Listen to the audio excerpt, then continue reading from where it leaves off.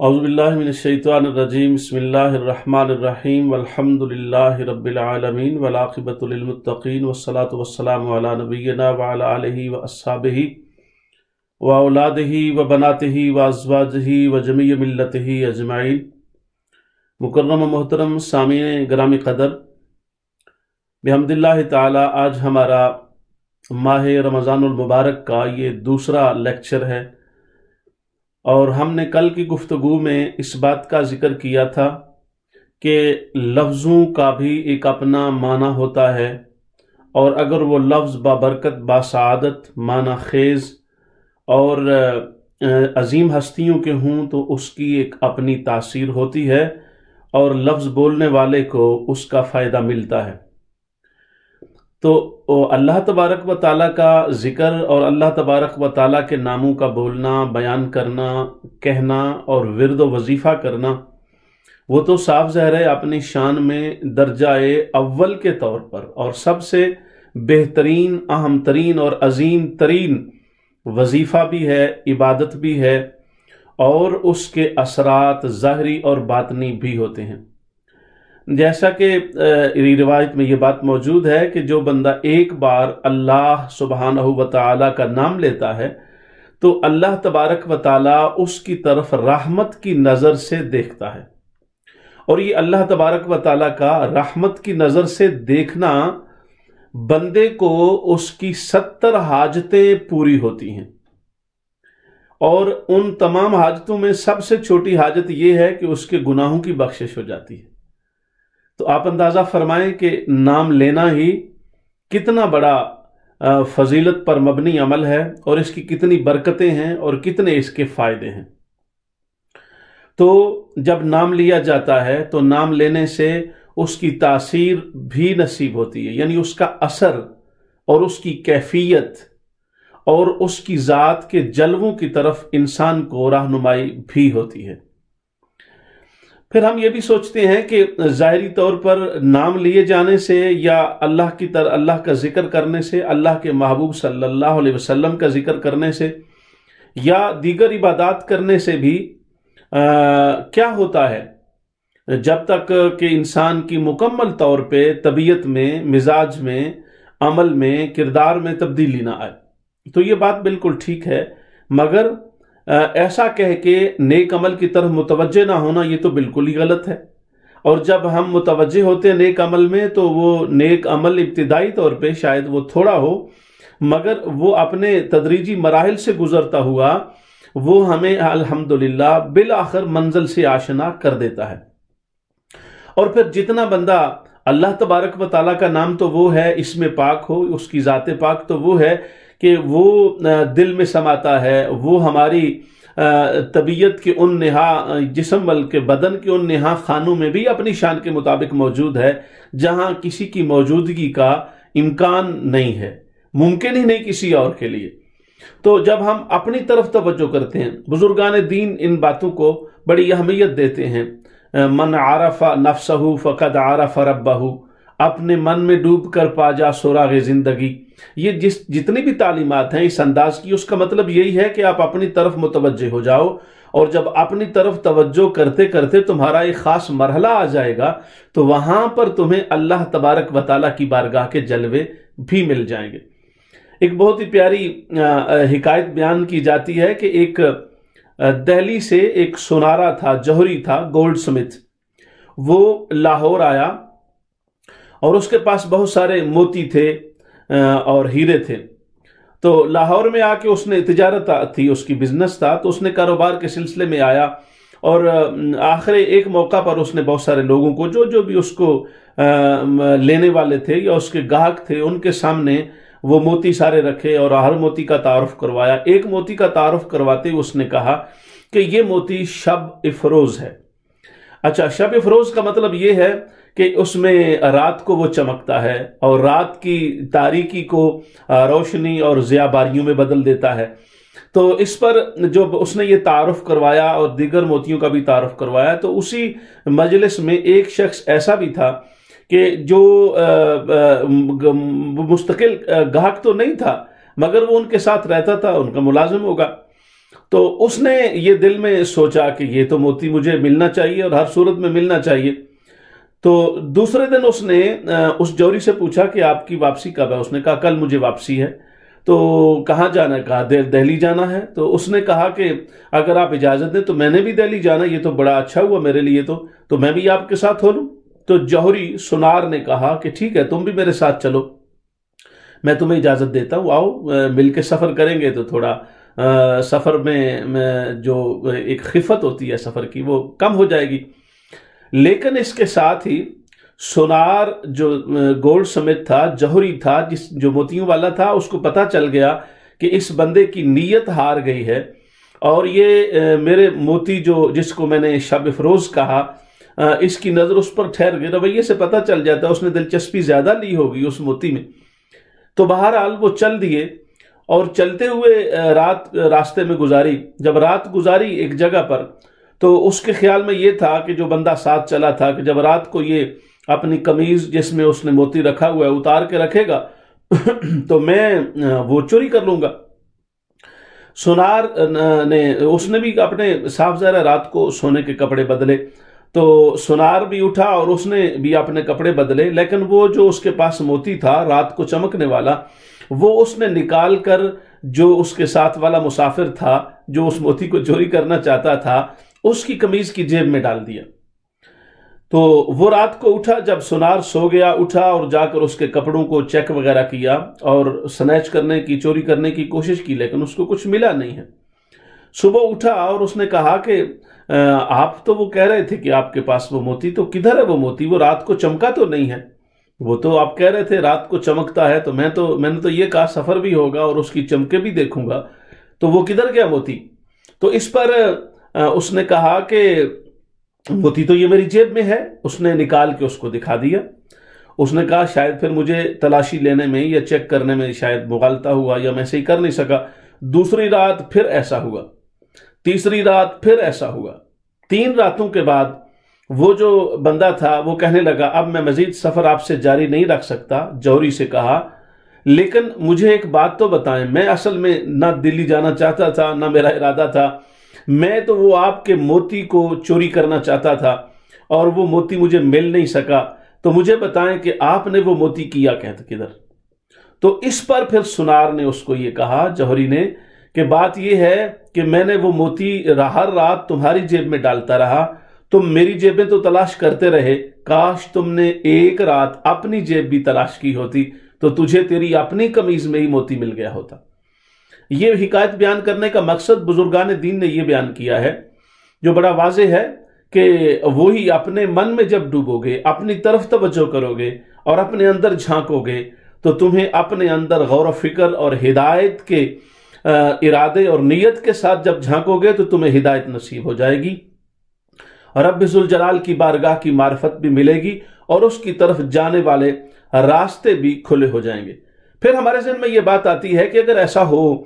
تو ٹھیک ہے، ہم نیکی تو کر لیں، اللہ کے ذکر کی طرف شاغل بھی ہو جائیں، لیکن اس کے ساتھ یہ ہوتا ہے کہ جب تک سارے گناہ نہ چھوڑیں تو پھر ان اعمال کا کیا فائدہ ہوگا. تو اس سلسلے میں بھی علماء کرام نے ایک بڑی پیاری حکایت کو بیان کیا اور واقعہ بیان کیا کہ سلطان محمود غزنوی کا ایک بڑا خاص تعلق تھا اپنے خاص غلام ایاز کے ساتھ. وہ اس کی بصیرت سے، فہم و دانش سے بڑا متاثر تھا اور وہ اس کو ہر معاملے میں اس کی مشاورت کو بڑا عمل دخل رہتا اور رکھتا تھا. تو ساتھ والے وزراء اس بات پر چڑھتے بھی تھے. مصاحبین سلطان کو یہ بات ناگوار گزرتی تھی کہ یہ بات درست نہیں ہے، اس کو ہمیں بھی زیادہ توجہ دینی چاہیے، ایاز میں کون سی خاص بات ہے. بہت سارے واقعات اس سے ملتے جلتے ہیں، مگر جو واقعہ میں بات عرض کر رہا ہوں یہ تھوڑا مختلف انداز کا ہے. اس نے سارے لوگوں کو بلایا، وزیروں کو بلایا، مصاحبین اور اپنے مقربین کو بلایا اور بلا کر ان سے یہ کہا کہ تالاب کے ساتھ بیٹھ گئے اور تالاب کے اندر اس نے کچھ موتی پھینک دیے. جب موتی پھینکے تو موتی پھینکنے کے بعد سلطان نے یہ کہا، سلطان محمود نے، کہ بھئی یہ جو موتی اندر ڈلے ہیں اس پانی کے اندر میں نے موتی ڈال دیے ہیں، ان موتیوں کو نکالنا بھی ہے لیکن کسی کا جسم اور کپڑے بھیگنے بھی نہیں چاہیے. تو اس پر باری باری سلطان محمود بلاتا رہا اپنے وزراء کو اور مصاحبین کو، اور ان کو یہ کہتا رہا، تو ہر کوئی آگے سے یہ کہتا تھا کہ بادشاہ سلامت، آپ بات جو کر رہے ہیں آپ کی بات ٹھیک ہے، مگر اگر ایک بات پر عمل کرتے ہیں تو دوسری بات پر عمل کرنا ممکن نہیں ہے، آپ کے حکم کی خلاف ورزی ہو جاتی ہے، یعنی کوئی ایک کام بھی ہم کریں گے تو حکم کی خلاف ورزی ہو جائے گی۔ تو مقصد یہ ہے کہ اگر موتی نکالنے جائیں گے تو بھیگ جائیں گے تو پھر بھی آپ کے حکم کی خلاف ورزی ہے اور پھر اس پر آپ سزا دیں گے، تو اس لیے ہم تو اس عمل کو کرنے سے قاصر ہیں۔ ایاز کی جب باری آئی آخر میں، اور ایاز نے وہ اندر چلا گیا، چھلانگ لگا دی تالاب میں اور موتی نکال کے لے آیا، اس کے کپڑے سارے بھیگ گئے۔ جب کپڑے اس کے بھیگ گئے تو بادشاہ پہلے تو پوچھ رہا تھا نا ان سے کہ تم کیوں نہیں نکالتے، تو وہ کہہ رہے تھے تو آپ کی شرطیں سخت ہیں، ان پر عمل کرنا ممکن نہیں ہے، ہم آپ کے حکم کی بجا آوری کر نہیں سکتے ہیں۔ لیکن جب ایاز کو کہا تو ایاز چلا گیا۔ اب ایاز سے وہی سوال پوچھا کہ دیکھو تمہارے سامنے بھی تو وہی بات تھی، میں نے کہا بھیگنا نہیں ہے، اپنے آپ کو بھگونا نہیں، کپڑے کو نہیں بھیگنا چاہیے، آپ کے کپڑوں کو، تو تم خود بھی بھیگ گئے، کپڑے بھی بھیگ گئے۔ تو اس پر ایاز نے کہا بادشاہ سلامت، میرے سامنے دو چیزیں تھیں، ایک بات تو یہ تھی کہ میں آپ کا حکم بالکل نہ مانتا، اور دوسرا میرے پاس آپشن یہ تھا کہ میں جتنا مان سکتا تھا اتنا مانتا، اور میں پانی میں کود گیا، موتی نکال لایا، آدھے حکم پر میں نے عمل کر دیا، جس پر میں عمل نہیں کر سکا وہ آپ بھی جانتے ہیں اور میں بھی جانتا ہوں وہ ممکن نہیں تھا۔ ایسا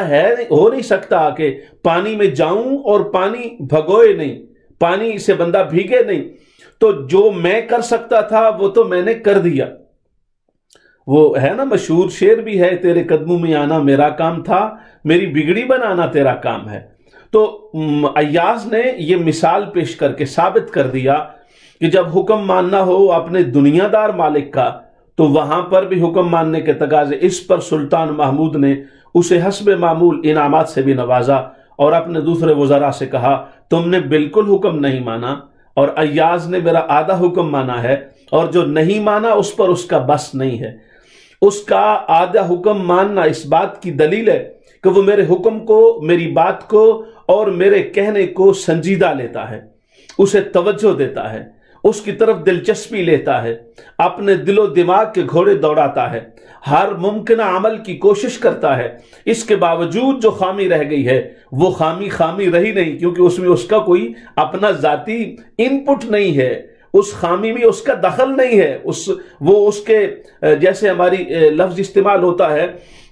درسیات کی دنیا میں اور فقہ کی دنیا میں، وہ تکلیف مالا یطاق پر گرفت نہیں ہوتی۔ تو اگر دنیا دار آقا اور دنیا کا مالک و سلطان بادشاہ جس پر بندے کا بس نہ ہو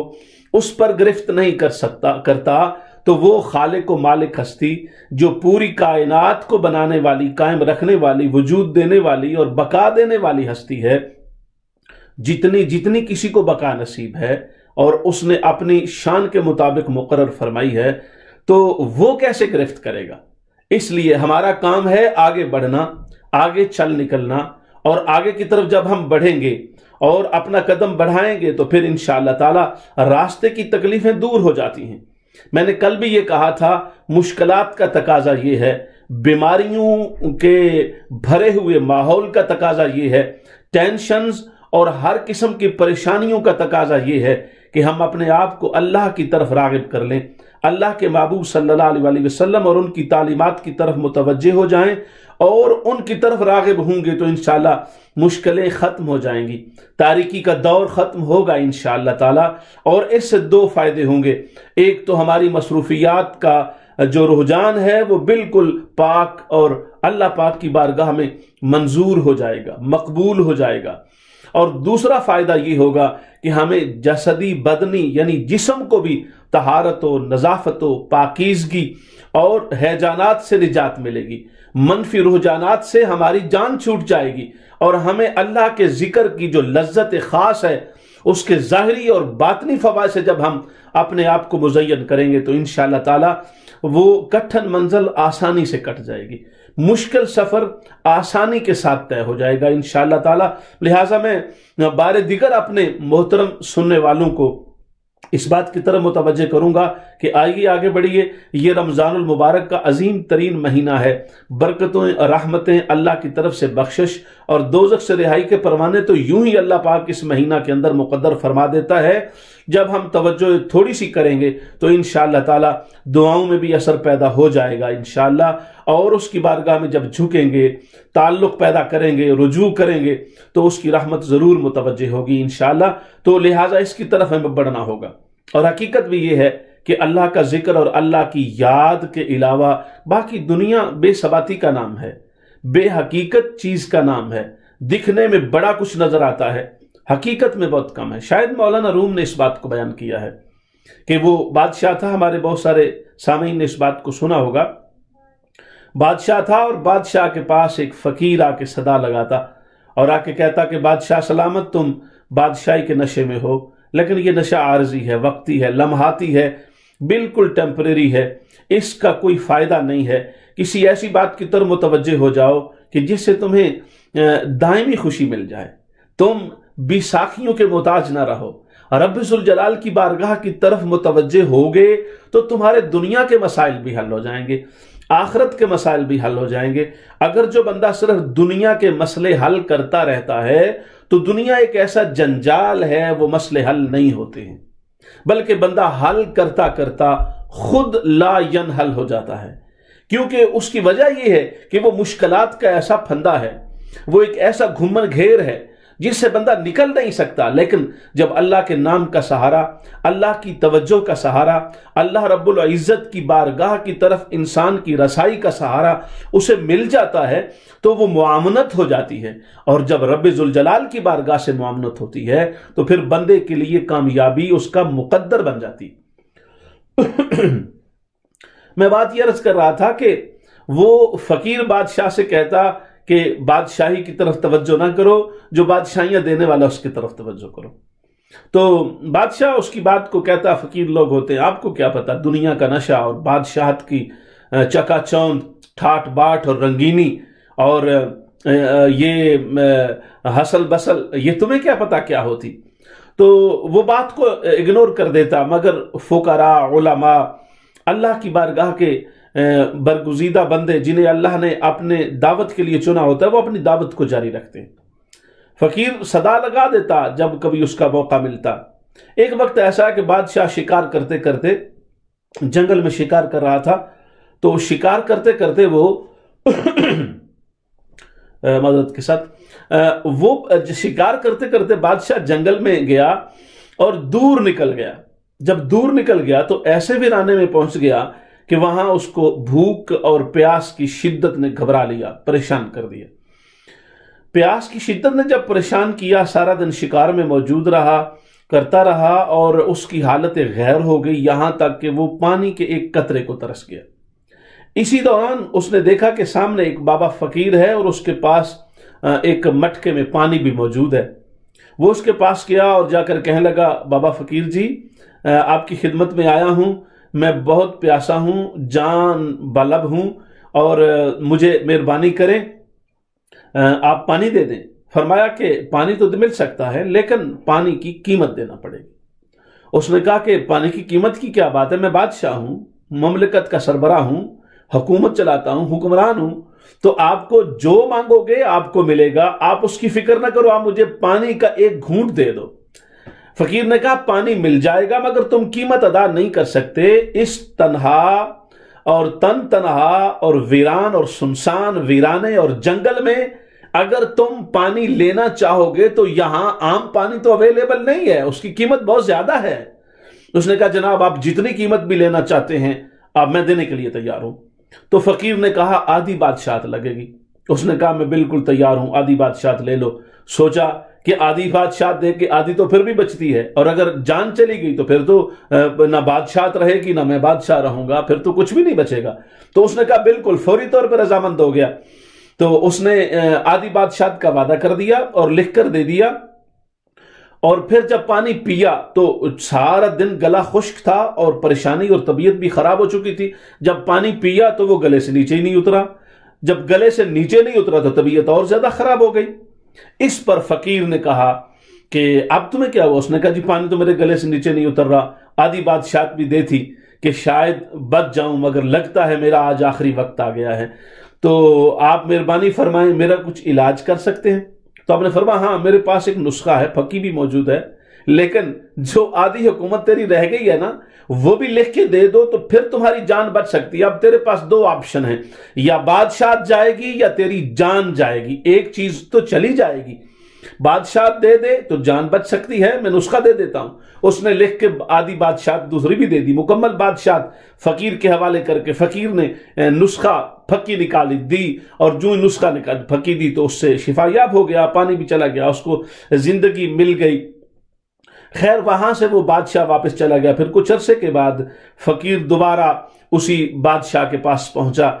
زمانہ زیادہ گزر چکا تھا، شاید وہ پہچان نہیں سکا، تو فقیر نے اپنے انداز میں پھر وہی کہا، دنیا کی زندگی عارضی ہے، اصل دنیا بنانے والے سے رابطہ کرنا چاہیے، اسی کی بارگاہ کی طرف متوجہ ہونا چاہیے۔ جب یہ صدا دوبارہ لگائی تو بادشاہ نے اسی انداز میں، شاید وہ بھول گیا، کیونکہ جب تنگی تکلیف گزر جاتی ہے تو بندے کی یہ نفسیات ہے کہ وہ اللہ کا رجوع بھول جاتا ہے، اللہ کی طرف اس کا رابطہ کمزور پڑ جاتا ہے، تنگی تکلیف میں یاد آتی ہے پھر یاد بھول جاتی ہے۔ ہاں اگر بندہ اس تنگی اور تکلیف کے حالات کو کبھی بھولے نہیں، اور یہی انسانیت کی معراج ہے، انسان کا بھولنا اس کی کمزوری ہے، مگر وہ ہستیاں جو بھولنے کی کمزوری کو نکال کر سب کچھ بھلا دیتی ہیں اللہ کی خاطر،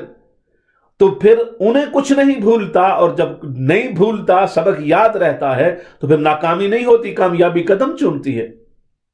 تو بہرحال اس نے دوبارہ جب بادشاہ کو کہا وہی بات کی کہ اللہ کو یاد کرو، بادشاہ دینے والے کی طرف توجہ کرو، تمہارا عبادت کی طرف ذوق اور توجہ کم ہے۔ تو بادشاہ نے کہا فقیر آپ ایسے ہی ہیں، بادشاہت ہوتی، آپ فقیر لوگوں آپ کو پتہ نہیں بادشاہی کا مزہ کیا ہے۔ تو اس پر فقیر نے وہ چمڑے کے اوپر لکھا ہوا جو اس کا